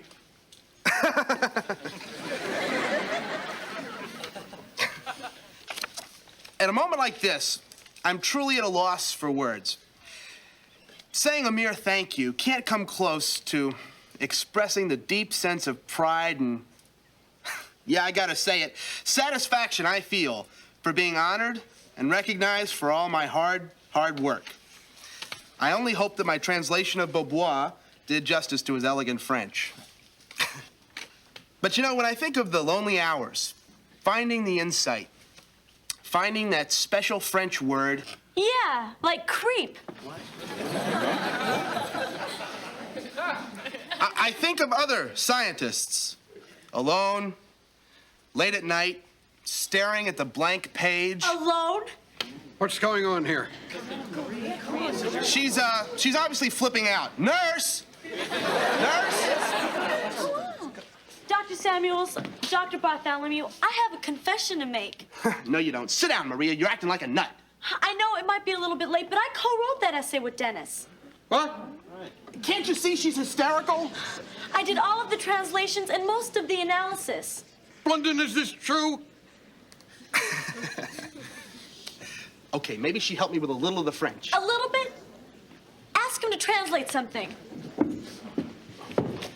How about this, Dennis? Vous êtes un cochon voleur.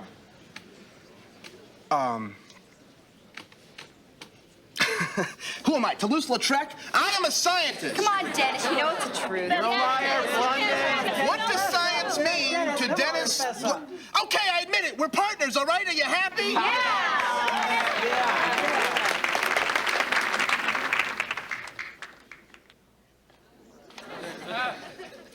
Congratulations, Maria.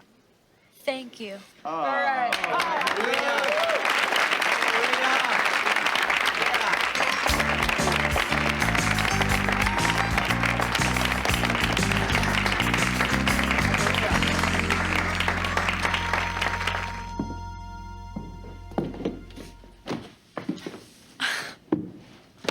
I hope you're not mad at me.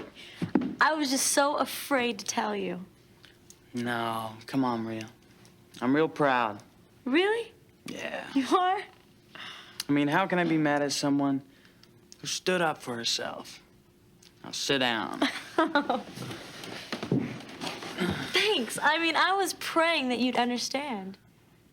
Yeah, well, it's different now, you know? What is? Well, it's like I keep coming up with all these really great things for us to do on our dates, right? And you've been pretending like you're having fun, but deep down, you think they're dumb. So you must think I'm dumb. No, I don't. So we're interested in different things. Chuck, I still really like being with you. Man, I have never gone out with someone like you before. Look, I didn't want to admit to this, but now that everything's out in the open, I gotta tell you, I don't know if I can deal with all this. You know, I have an idea.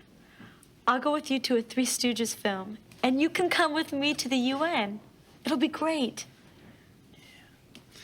Look, Maria, you can't pretend to be any dumber than you are. And let's face it, I'm not getting any smarter. You know, so I think we should, you know, we can still be friends though, right? Hmm?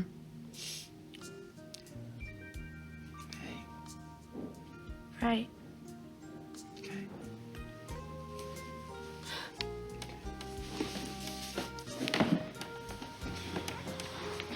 Well,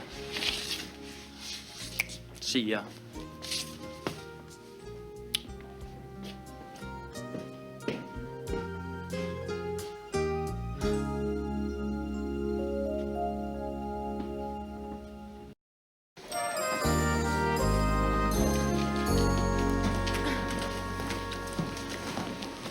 Congratulations, Maria.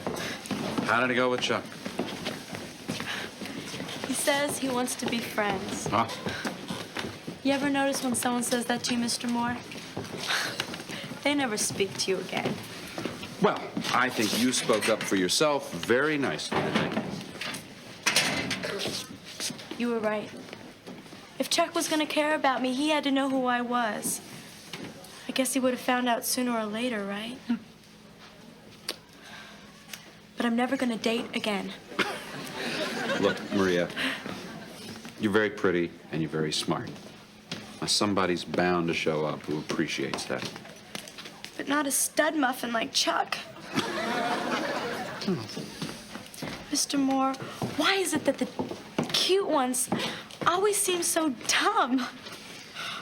Well, imagine how George Bush felt when he was looking for a running mate.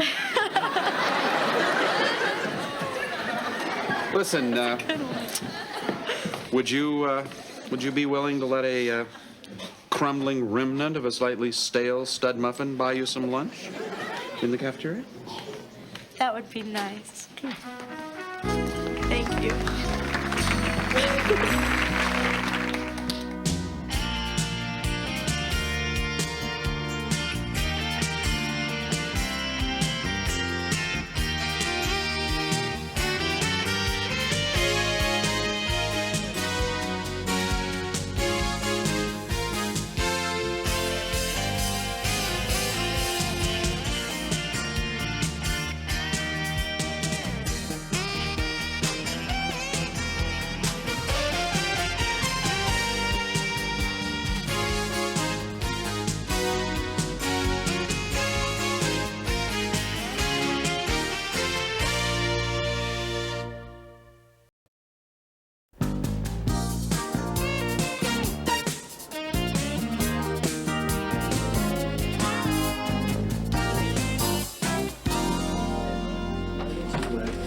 Morning, everyone. Morning. Morning. My report, sir? Oh, great, thanks. Great. Okay. Here you go. Thanks. Where's your report, Dennis? Oh, it's really good. It's an A. A minus easy. Well, why don't you let me read it, and that way the grade will be more official. I'll get it to you. Why is it late? Well, you see, it's about the Iran-Iraq war, and there's a ceasefire. Yeah. So, I'm waiting to see how it turns out. Why don't you write it up to the point of the ceasefire? Oh, I have it up to that point. I have that. Good. You give me that before today is finished, okay? Yeah. Okay. I hate her. I'd like to shove that stupid whistle down her stupid throat. I'd like to take a barbell and wrap it around her head. That's too good for her. We ought to tie to the trampoline and bounce on it for a couple of hours. I got it. We make her run 100 laps, seal her in a rubber suit, and then lock her in the sauna. Then she'll know how it feels to sweat to death. Good. You know, if you're talking about Barbara Bush, you ought to give her a chance. They're talking about the first lady of Girls' Gym. Oh, you mean Holly Collingwood, teacher from the Black Lagoon? Oh, come on. How bad can Ms. Collingwood make girls' gym? In the Air Force, she was known as the Beast of Basic Training. If General Patton were alive, she would have slapped him. Mr. Moore, you've got to help us. Talk to her. You would really hate her. Yeah. Well, it sounds like fun, but I think I'll pass. Oh, come on, Mr. Moore, please. Yeah, Mr. Moore, we need someone to get her to ease up on us. Actually, I did read this ad for a hitman in the latest Soldier of Fortune. Well, another day. Oh, Charlie, you want to chip in $5 for Mrs. Kelsey's baby gift? Sure. What are we getting her? Well, you know, I haven't decided yet. I was thinking either some jammies or booties, maybe a blankie. Gee, what about stockies or a bondi? Yeah. By the way, have you met the new girls' gym teacher? Oh, Miss Collingwood? Yeah. Sure. What do you think of her? She's nice. She straightened out that bent bike rack. Sounds more and more interesting. 45! 46!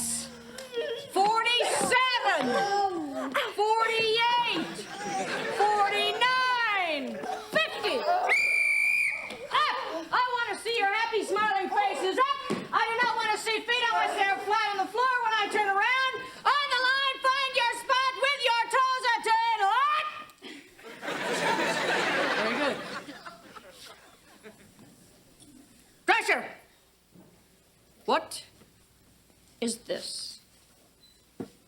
A spin? The thing that is spinning, Drescher. The thing. A ball? Are you sure? Good. Now that we know what it is, what do we do with it? Nevins! Spin it? Incorrect. We catch it, Nevins, catch it. Now what do I want you to do? Catch it? Throw it, Nevins, throw it.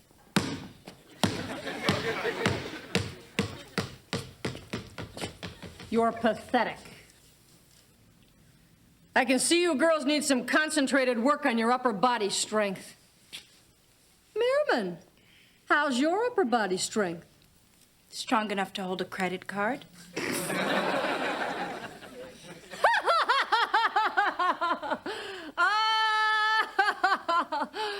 Then you'll be in big trouble if you live beyond 19 years of age, won't you? I don't want to look like the Incredible Hulk. I'd rather look like a woman. Yeah, really. You too, Borges? Sort of.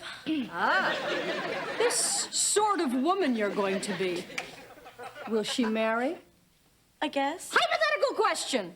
You're happily married. You're at home. Your 7-year-old child's riding his tricycle in the driveway. The neighbor comes home, runs over him, crushes him. He's pinned. What do? Scream. Too bad you don't have any upper body strength. You could have saved his life. As it turns out, he's a goner. Oh, my God. Great. You just set our therapy back 3 years. Four Eyes, when I refer to the upper body, I don't mean the mouth. Hit the ropes. Leave her alone. Did I say that? Yes, Foster, you did. I didn't realize you had a backbone. Let's test it out. Sit-ups, 50 of them, now! Oh, no. You don't have to do it, Simone. Yes, Simone, Get up! Get up! I'm sweating. That's right, Simone. Get up off that book. We come to school to learn. We're high school students, not Contras. You know, nobody wants you here. Why don't you go back to wherever it is you came from? Yeah, if you can find the rock. Yeah. Hey, that's enough.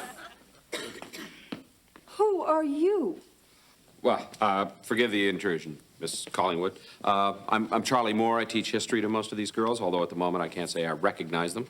And I would like to apologize for their behavior. Huh. What about yours? Sorry? You, out. Why? Because I am the one in the gym garb, and you are the one in the history garb. So correct me if I'm wrong, but you, sir, are pulling rank in the wrong room. 20 laps, move. Oh, come on. Go, now. Move. You and I, sir, have a private caucus. There he is. Come on. Okay. Mr. Moore, I know you're expecting my report by the end of the day, but I have a good excuse, and I brought Arvid here to back me up. My computer My melted. word! What is the name of the disease you two boys are carrying? Oh, look at these fingers.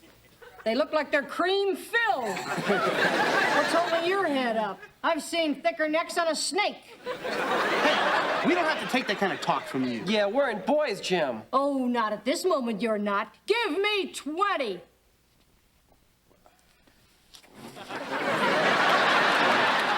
Laps, splatterbrains. You, Laurel, move. Hardy, follow, go. 20 laps. Mr. Moore, It's a chance. Run for it. Go. Hut, hut.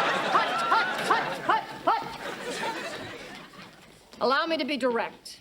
I do not need to be rescued by any man. And furthermore, I do not allow another teacher to waltz into my class and speak for me. I'm sorry. I'm very sorry if I stepped on your toes. I'm sure that you had plans to reprimand the girls. Nope, no reprimand was in order. Do you know anything about Aikido, Mr. Moore? A little. Oh. Yeah, it's a defensive human exchange in which you attempt to use your opponent's strength against him. Or her. That's how I teach. I push. Finally, they're pushing back. I tear down useless individuals and rebuild them back up into fine athletes. Well, if that method works for you. Oh, it does. Except for the odd time you've reassembled an individual and you look over on the workbench and there's a spare part. I love that one. All right, come on, get a move on, about you? Well, I prefer to build them up rather than tear them down. You know, you provide a blueprint for learning and occasionally hammer in a loose plank. Oh, that's good. You want to remember something like that to say on your deathbed. You are a tough one, aren't you? But Air Force, right? Second generation. Born at Clovis, raised on 12 bases in the States, as well as the European theater. Well, sounds like an interesting life. No complaints? All right, come on, let's get it moving over there. Come on. Ho, ho, ho, ho. You know, Charlie, you're the first member of the faculty who's even attempted to communicate with me. The others kind of wimp out. Well, I have a tendency to be direct. No kidding. Oh, no, I do. Well, I heard a lot of interesting things about you, and I wanted to meet you. And about your class, there was no intrusion intended. A thank you is in order. Not at all. You want your boys back? No, they're all yours. Yeah, pitiful. A worm and a snail in the rain.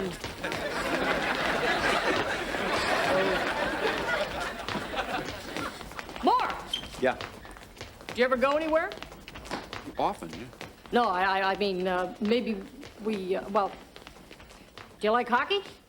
I like to watch, yes. Yeah, that's what I mean. Well, I have season tickets to the Rangers games, and, tonight? Sure. Well, good. I look forward to it. Okay. Later. Move! Move! Move!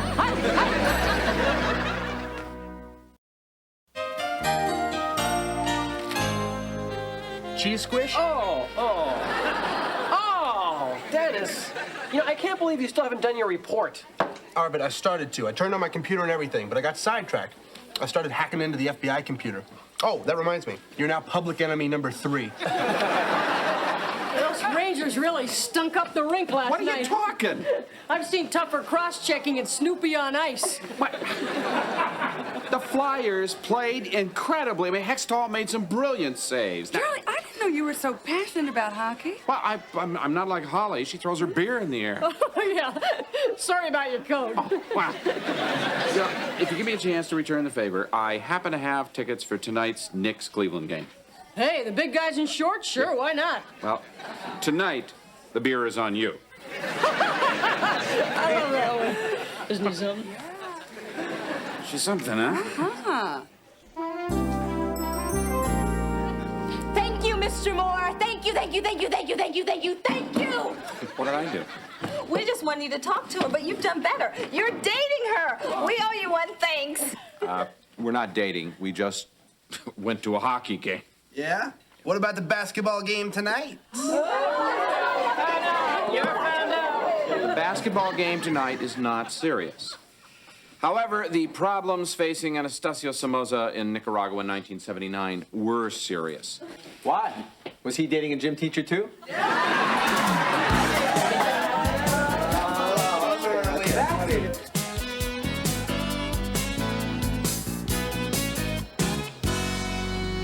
Morning. Hi. Oh, hi, Charlie. Hey, I looked for us in the news clips of the game last night. I think I spotted your coat. How did it look? Wet. Hey, I got tickets to the Coleman-Marshall fight Saturday night. Are you interested? Yeah, but no more sport food, okay? These hot dogs, I'm waking up in the middle of the night. Me too. We keep it up, we'll wind up looking like this. I think I got the perfect solution. My apartment tonight. My home-cooked turkey loaf. No preservatives, brown rice, fresh steamed veggies. What do you say? I don't think you should go to all that trouble. Oh, it's no trouble. We're friends. I care about you. We on? Sure. Thanks. Okay, good. Later. You dog, you! You know what I mean. No, I don't. You know. If I keep saying that I don't, are you going to keep hitting me? Right. You're a gentleman. I can appreciate your discretion. Well, if you are referring to Miss Collingwood, I assure you there's nothing serious between us. You heartbreaker, you. But I consider her a friend, and that's it. Right, and I consider you a friend for trying to mellow her out. But be careful. She can clean and jerk twice her own body weight. He certainly is making a big deal out of all this. I'll say. I mean, just because you and Miss Collingwood are dating. We are not dating, Miss Mira. We're just friends. Oh, friends on their third date in 3 nights? They're not real dates. Charlie, you've just been invited to a single woman's apartment for a home-baked turkey loaf. In femalese, that is a date. Well, I don't think she looks at it that way. You know, she's different. Oh, that's for sure. But she's still a woman. And she has feelings and she has dreams. Did you notice that she's wearing that pink and lavender tracksuit? Now, surely you don't think that...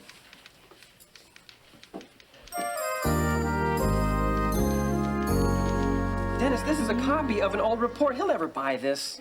Why not? I did. $20 to a guy at NYU for this. Morning. Hey, Mr. Moore, my report. Great, about time. Looks like a very professional job, Dennis. Thank you. Thank you. You sure you want to turn this in? Yeah. No. Good. Still, the best grade I can now give you is a B, unless, of course, you don't want to turn anything in until tomorrow, in which case the best grade will be a C. Dennis, you blew $20 on this when you still owe me $20? Here, we're even. Okay, let's get started. Mr. Moore, you're a miracle worker. I'm very flattered, but we still have to get started. She means with Queen Kong. You've turned that woman into a human being. It's true, Mr. Moore. Yesterday, she was understanding. She was nice. She didn't even once call me maggot. Well, it's very nice, but I don't think I had that much to do with it. Men, they're so naive. Isn't it obvious, Mr. Moore? She's crazy about you.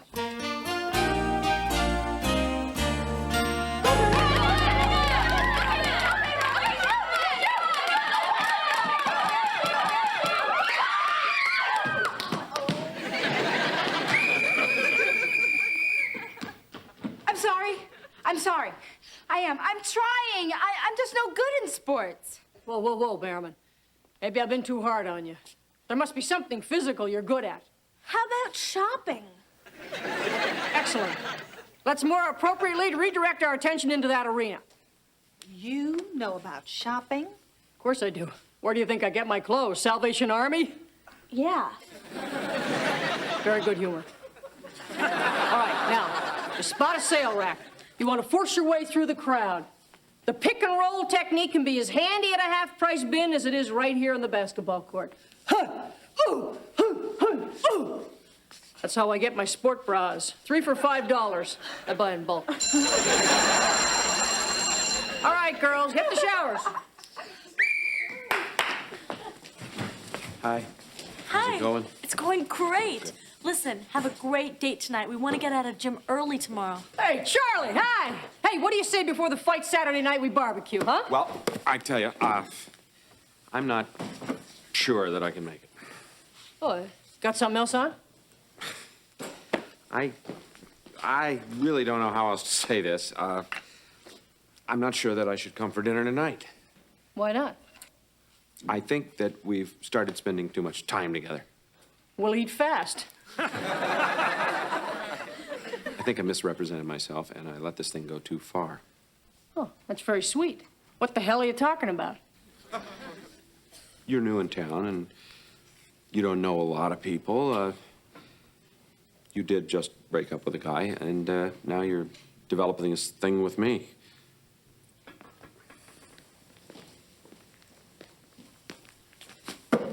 Oh, I see. It's a thing, is it? I think I'm beginning to catch your drift. Good, because I think I can understand the feelings you have for me. Oh, yeah? And just what are those feelings, Charlie? Infatuation. Oh. You do know you're making a complete idiot of yourself, don't you? I am? Oh, yeah. Your helmet's on way too tight. Who the hell do you think you are? I wanted somebody, a friend, to go to a couple of ball games with, that's all. Maybe... Never mind, forget it. Hey, come on, Holly. Hey, what did I just say? Forget it.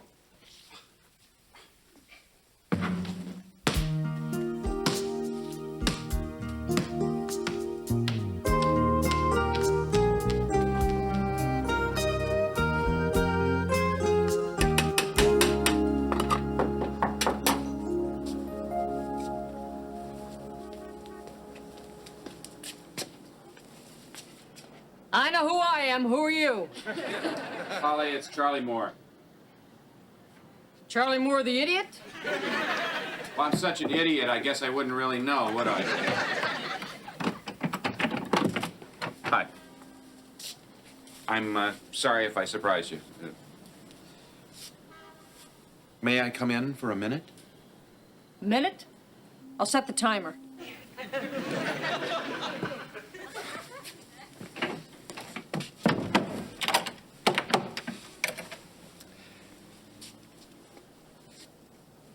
Look, I made some assumptions, and I was wrong. The thing was not a romantic thing. It was something called friendship. I'm sorry. Okay, I understand. Thanks for dropping by. What about the friendship? Oh, we're back to that again, are we? Well, I think we were always there. I just didn't recognize it. Well, I don't do so well at friendship. I make mistakes. Well, can I give you a piece of advice? I mean, that's something that friends do. But they need their friends to forgive them. Oh, you want me to say I forgive you? I can't. It's not me. Besides, someone might hug someone, then someone might get the wrong idea. Look, I admit that I certainly got the wrong idea about a few things. Why? Do women throw themselves at you every day? But not exactly. I had a pretty decent run in college, yeah. I don't have to hear about it, do I? Look, I made my appearance. I made my apology. And obviously, my 1 minute is up. Well, that just means the turkey loaf is ready. Well, I'm sure you'll enjoy it. Well, I can't eat it all. It's too much food. Holly, I didn't come here for a meal. I know that. Charlie! I want you to stay for dinner. I want you to stay. What do you say? Would I have to eat the steamed cauliflower? No. Not all of it. Not any of it. I'll eat the cauliflower. You'll eat the cauliflower? Sure. What are friends for? Come on, get yourself a plate. All right. Take your coat on. Here.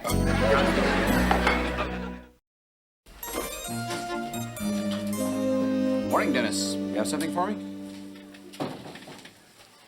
No. No, Mr. Moore, I don't. And I'm not going to give you some lame excuse either. I just didn't do the work. Nope, don't say anything. I know that I've let you down. So you know what? I'm going to go home this weekend and think long and hard about what I've done. I don't think so, Dennis. I think you're going to be doing laps. Laps? Yeah. Call them history laps. I want you to trace every major event in the Iran-Iraq conflict from the point of view of Iraq. And then I want you to go back and retrace the same events from the point of view of Iran. And then I'd like you to examine all of those same events from the point of view of every member of the United Nations. Mr. Moore, that'll take weeks. Yeah, but Dennis, you're going to build a lot of upper body strength.